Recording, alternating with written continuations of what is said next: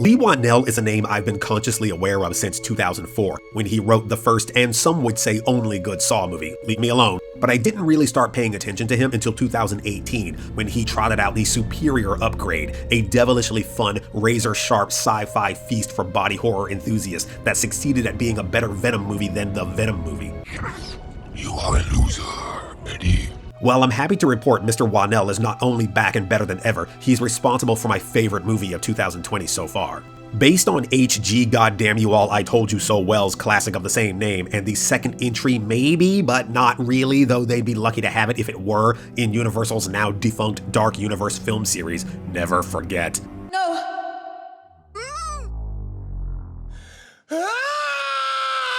This timely and sincerely terrifying update of the 1933 classic sees Whannell not only back in the director's chair, but behind the writer's desk as well.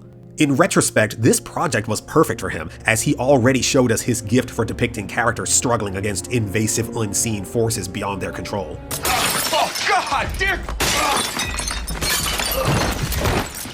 Oh, look, man, stay down, please.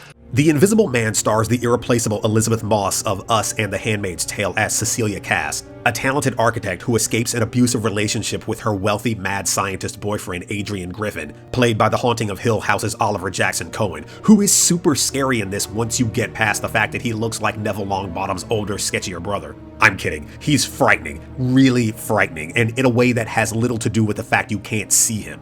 More on that in a moment though.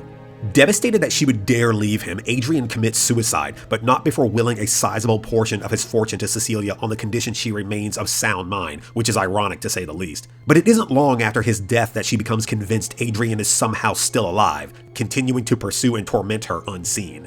Movies like this can be frustrating.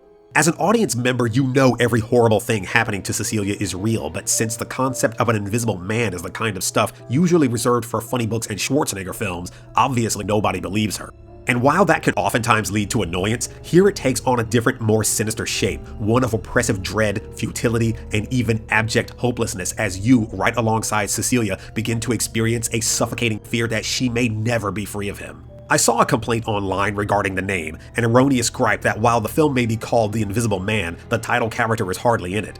I'll ignore the loaded statement that you, quote, never get to see him, unquote, and just say, to whoever that was, dude, in the event that you aren't trolling right now, I will buy you a ticket so you can watch it again, because you might have missed the point. This is very much Cecilia's story, but the simple, heartbreaking truth of it all is that it's a shared story. It is the story of an unimaginable, unforgivable number of women, and it is administered with the unpleasant effectiveness of a jagged pill. What makes Adrian so terrifying is that he's real. He's out there, and far too many women already know him. It doesn't always happen, but sometimes you can tell just from the opening scene of a movie that you're in for something special, that right off the bat the filmmakers have something they need to say. And while the antagonist's time on screen is fleeting, believe me when I tell you, his presence is felt in every single scene.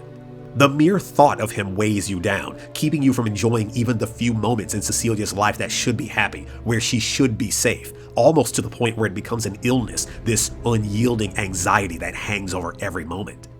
Whannell lets the camera drift and linger, utilizing slow, near-voyeuristic long takes through well-lit sets that open up the spaces where the action resides, in effect making the scenes wherein nothing happens the most fear-inducing. In a way, what he and his team accomplish here is remarkable. The terror is ever present, and what makes it worse is that Adrian, like all stalkers, all abusers, be they verbal, psychological, or physical, possess a terrible power to haunt their victims even after numbers are blocked, locks changed, restraining orders are filed, and arrests are made. In the end, it's security the abuser takes away. It's peace of mind. It is a power the abusive hold that can sometimes seem impossible to take back, and the film makes you feel it. It makes you experience every awful aspect of it. The fear, the paranoia, the gaslighting, the isolation, and worst, the emotional manipulation that makes you believe in your heart you're the one who's wrong. It is an acutely distressing ordeal watching what Cecilia undergoes, and I don't think it's a stretch to offer a warning to any survivors of abuse, of stalker behavior who see this, as it may at times veer too close for comfort. It has so much to say on the lasting damage of abuse, on female autonomy and the need, not want, the need to control one's own mind and body.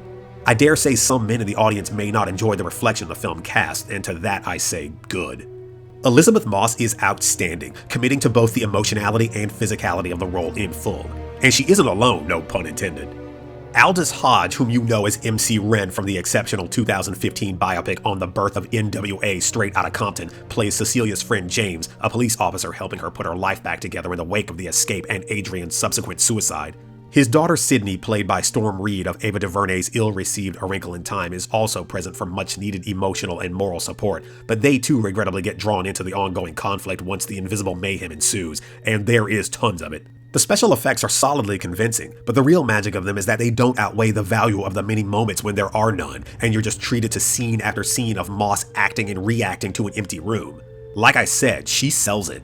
If anything, there are a number of kinda classic gags, for lack of a better term, that appear in the trailers, which thankfully aren't in the film, and I don't know if that's a result of budgetary constraints or simply the filmmakers realizing along the way they were telling a story less dependent on spectacle and elected to remove the shop-worn parlor tricks in lieu of more tension and drama. Whichever the case, they made the right choice. I was also pleasantly surprised when this moment from the trailer, "There you are," which kinda screams climax, turned out to be anything but, so points for that.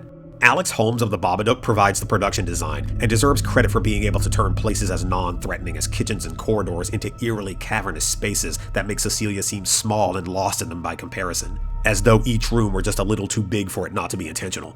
And while Stefan Duccio is a name I was unfamiliar with, he's one to watch, as his cinematography only adds to the isolation and paranoia on near constant display throughout.